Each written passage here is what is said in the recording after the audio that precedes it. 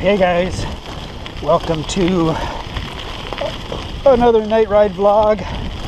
This is just kind of an update video on the weather we've been dealing with here. It's supposed to be winter. It's December, I think the 9th, and it's been warm. It's been above freezing most days. The snow here in the city is pretty much all gone.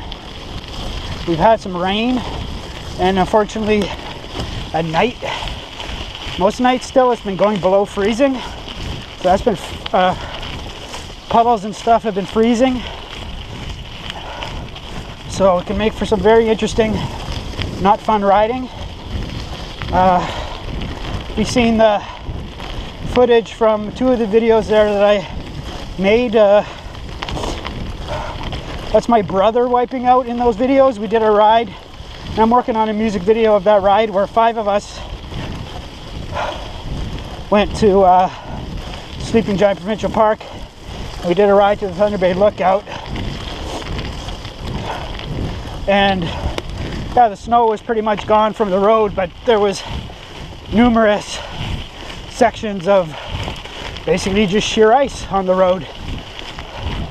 And there was 5 of us. I'm the only person that didn't crash, and the reason for that was I was the only person with studded tires. Everybody crashed at least once. My brother crashed twice. So if it continues like this with rain and then with it freezing at night, it's going to make for very icy, treacherous conditions. Like, you can do road rides, you know, close to town. If you stay on the main roads, you can just went over ice there. But as soon as you go out into the country, so I've said in a lot of my videos, the city I live in is on the shores of Lake Superior. So because it's such a large body of water, it moderates the temperature near it, but when you move away from it, it gets colder. Also, there's the combined effect that you do gain a little bit of elevation. So when you start moving out into the country, it cools off, and a lot of those side roads now are really icy. So yeah, it's doable with studded tires. Still not fun. It's still dangerous. Like, studded tires aren't the end-all be-all answer, especially fat bike studded tires, because they don't grip as tenaciously as narrower studded tires. So tonight I'm actually not riding my fat bike or my Krampus. I pulled out my Cannondale, and we got a bunch of deer. You see them? This one's not moving at all. So I'm on my Cannondale. I have some Schwalbe Ice Spiker Pros on this bike. Had these tires for years. So instead of subjecting my stupidly expensive fat bike studded tires to these conditions, because really you don't need a fat bike for this stuff, I'm going to start riding this bike until conditions truly warrant a fat bike. And I'm thinking of buying studded tires from my Krampus. So, oh, I forget the name of them. They're 45 North tires. I don't know if it's the nicotine. Is it the nicotine? They're 29 by 2.5, I think, or 2.35. So it's not a true plus tire, but on a 50mm wide rim, it should space it out pretty nicely. There's ice in here. Yeah, there's some ice there. There's still some standing water. So I might buy those tires. Again, they're really expensive. They're in Canada. I think they're like 180 bucks each. Might be able to get a bit of a deal from my LBS for the pair. So right now, what we're riding over is patches, continuous patches of ice with a little bit of clean pavement. Let's see what kind of grip we have here. These are older tires, but I haven't used them that much, so they still should have bucket loads of life left in them. I think they have over 300 studs in them, so they're way more studded than the fat bike tires. I think the fat bike ones only have 250 something studs, but these aren't the concave tip studs. So we're just going to do a simple loop. Well, we might go further into the trails, see how comfortable I feel riding on this ice right now. You can hear the noise change of the tire roar, because this is kind of protected. It's overgrown. There's a canopy. It's protected from the sunlight, so there's still lots of ice in here. Yeah, we're just going to try and do 2 hours in here, so that's going to mean numerous laps. But it's better than riding indoors, better than doing Zwift. Not that I have Zwift and I don't have a smart trainer, but the real kilometers outside. I'm not sure, is Zwift, does anybody know, is Zwift actually counting the kilometers in the vertical that riders do on Strava as real kilometers in vertical? Because if they are, that's fucking lame. A bunch of fair weather riders can stay indoors and count real kilometers. That's totally lame, but that's true. So if anyone in the comment section knows if that's true, can you leave a comment?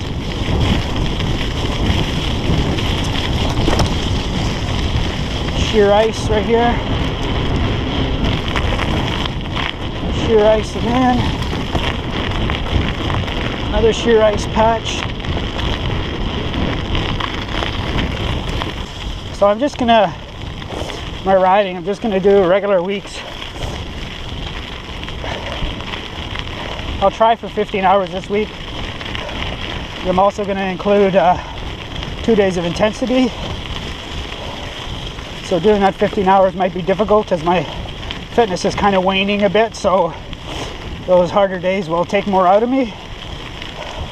But I should be able to hit 14,000 kilometers this year pretty easily. I'll go over it, especially if the weather continues like this. I think I have less than 500 kilometers to go, so I think by the end of next week I'll already have done that, and I'll still have 2 weeks to go, I think. So I should get 14,500-ish kilometers for this year. It's not something I started the year even thinking about, but I noticed, I don't know, end of August, September sometime, that I had quite a few K, and I was ahead of most of the serious bicycle racers in the city, so figured I'd keep a steady stream going, and I'm fairly certain it's the most I've ever ridden in a year, kilometer wise, and probably even hours wise. I think it'll be 650 hours, which is really more important than the kilometers. And I've been looking at some of other people that have more kilometers than I do, but they have less hours, meaning that they pretty much do all their kilometers on a road bike, on road rides. My riding this year, I think maybe out of that 14,500K that I'll be at this year, probably less than 1,500 of that was done on a road bike. Every other kilometer was done on a mountain bike. And my Salsa Fargo is a mountain bike. It's a 29er mountain bike, so that's not too shabby. So I don't know what'll happen next year. Like now I'm thinking, well, you know what, try for 20,000 K next year. But me and cycling sometimes have an unhealthy relationship, mentally, emotionally. Obviously it's pretty hard to do these kinds of kilometers if you're in a relationship, and I'm single right now, and there's been a couple of instances this year where the potential for pursuing a relationship occurred, and I put it off both times so that I could ride my bike.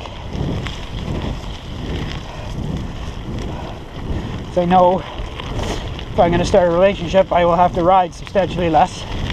But I guess the other way to look at it is, I guess I need to meet the girl that I'm willing to ride less for. I guess I haven't met that girl this year.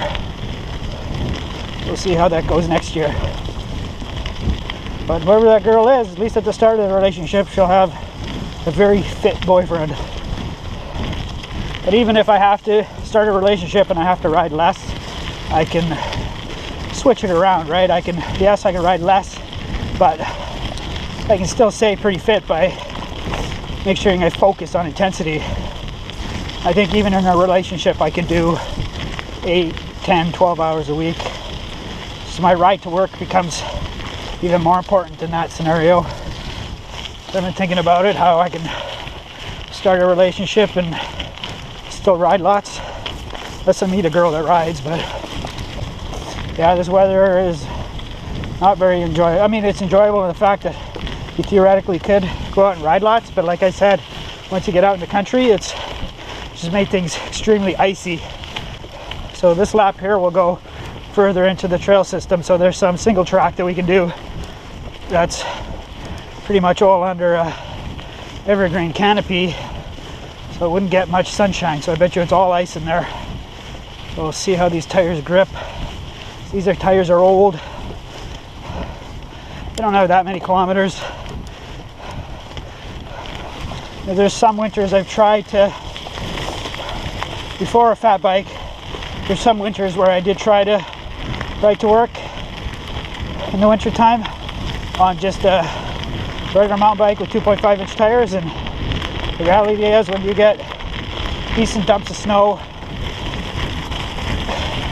when the side roads aren't getting plowed, and you're dealing with snow that's rutted and varying thicknesses, certain layers that are compacted, you know, first bit is compacted and then the next layer isn't. And the next few layers, it's all different, varying densities.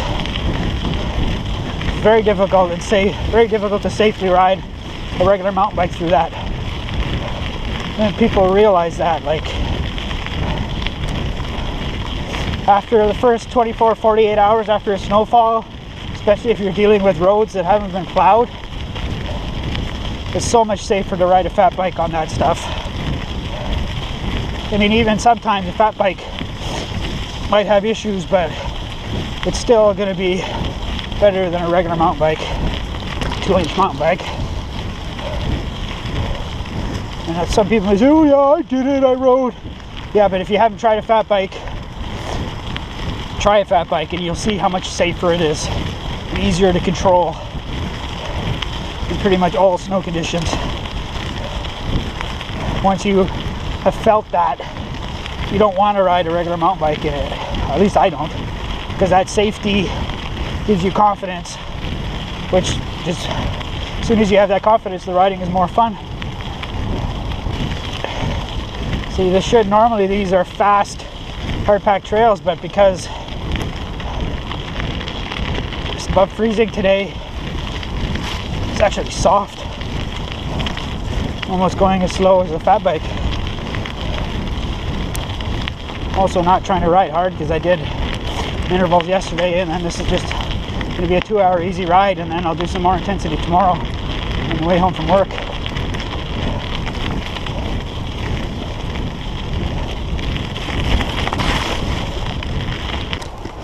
I think I've got like 40.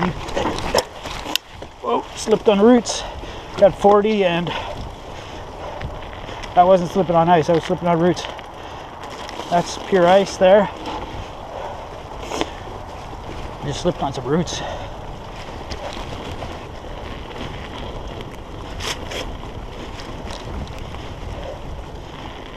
Pure ice.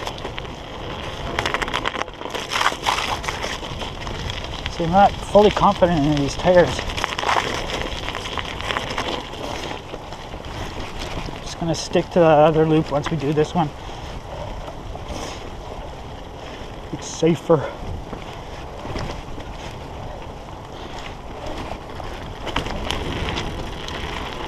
Pure ice.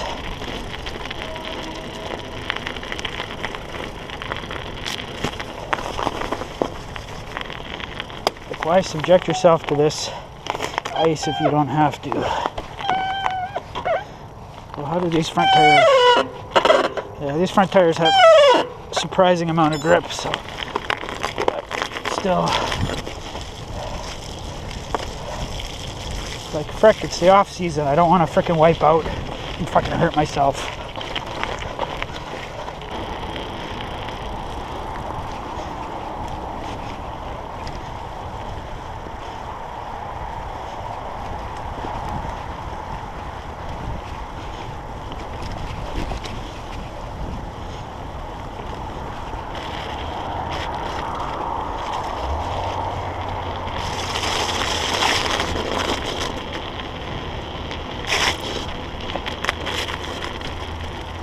Yeah, pure ice.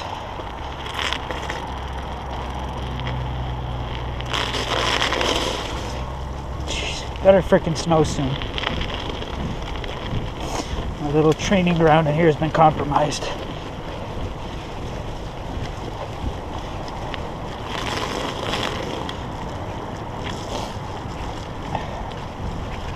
So I see in the forecast they are calling for below freezing temperatures to start again by the weekend, but not really cold, but at least consistently below freezing in the daytime and nighttime. This is all freaking ice. This is a really fast section.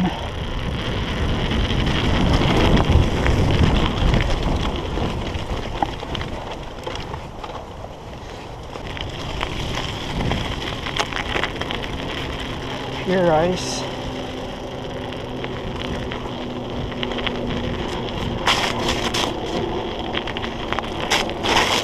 Pure ice.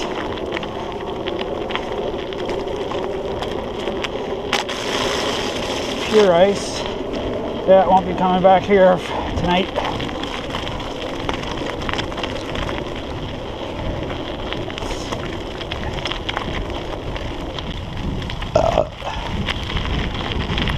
Okay, so we're back on the trail system loop that we were on before. This is what I'm going to stick on tonight. So this, like, in between time before real winter fucking hits, it's not much fun.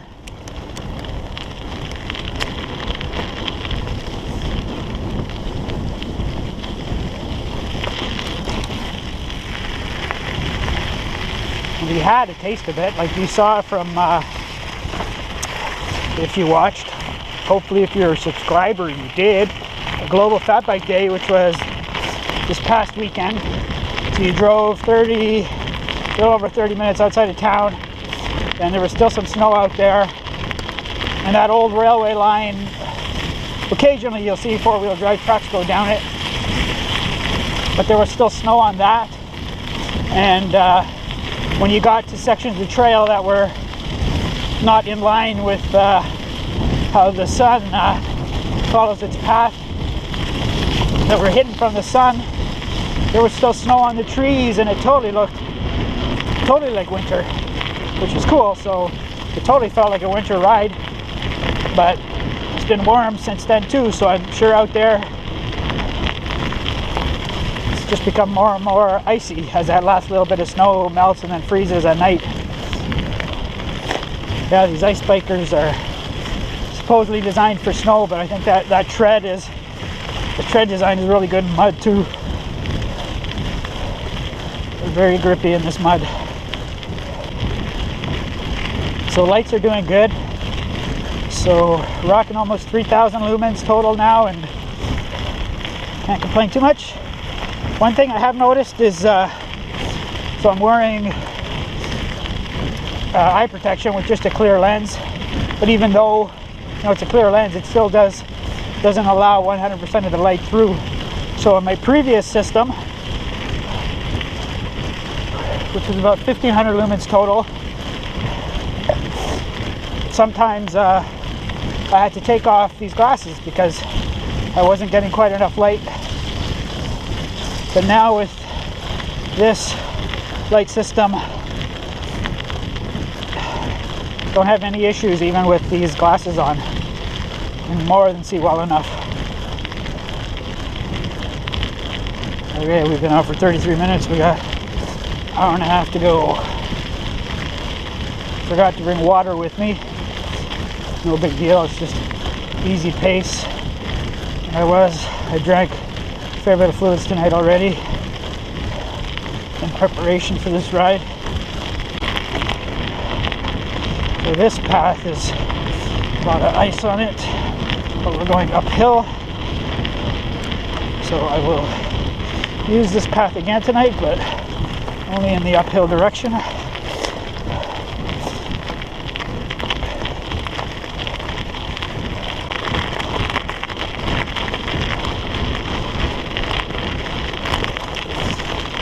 Oh, there we go.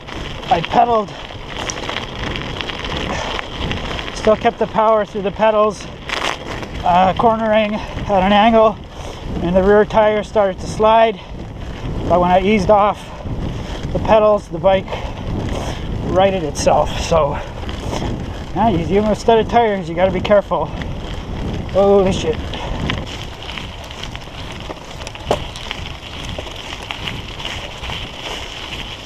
Oh, there's an added bonus. It started raining. It's 1 Celsius and it started raining. Isn't that nice? Okay, so yeah, we've been out for an hour. Are we gonna stay out for another hour in the rain? Might as well. Don't think I'll get cold. I need to get into time. Let's take this little section of off-road here, see if it's icy.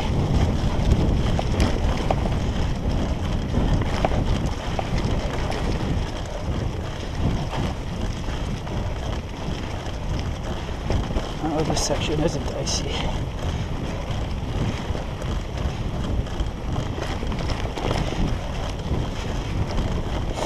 Boy, I sure notice how bumpy the ride is on 26-inch wheels. Oh, there's some more deer. Deer in the headlights.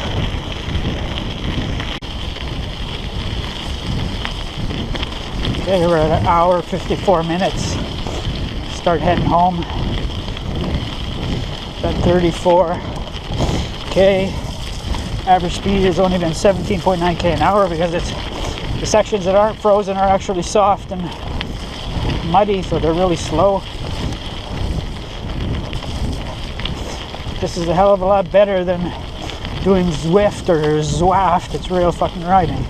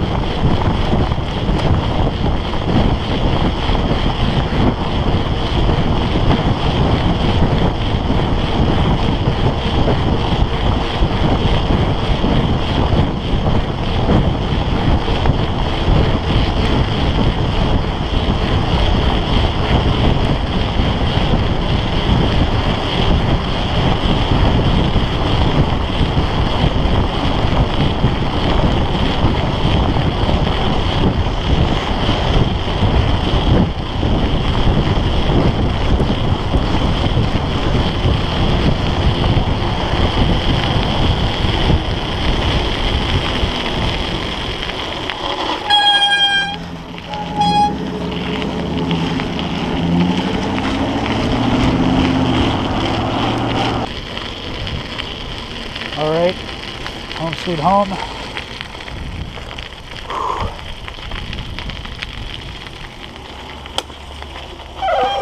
So,